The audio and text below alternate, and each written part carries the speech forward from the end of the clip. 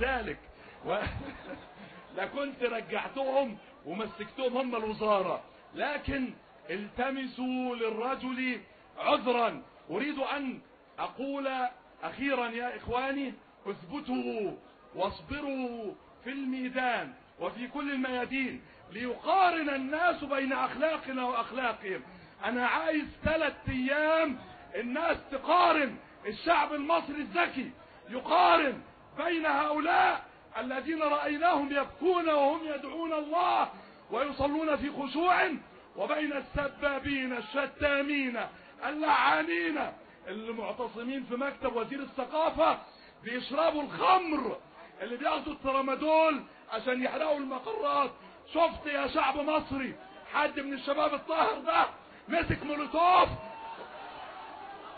هو الشعب المصري فاكرينه مغفل؟ هيصدق الاعلام الكاذب، هيصدق الكذب ويكذب عينيه؟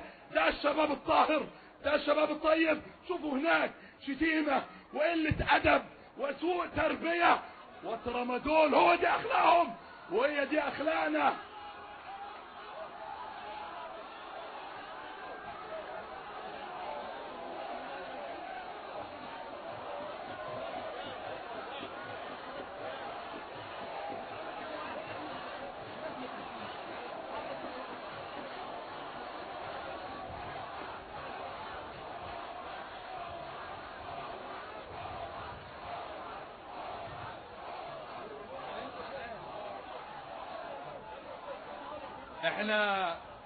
احنا قاعدين مش هنمشي، هما يمشوا.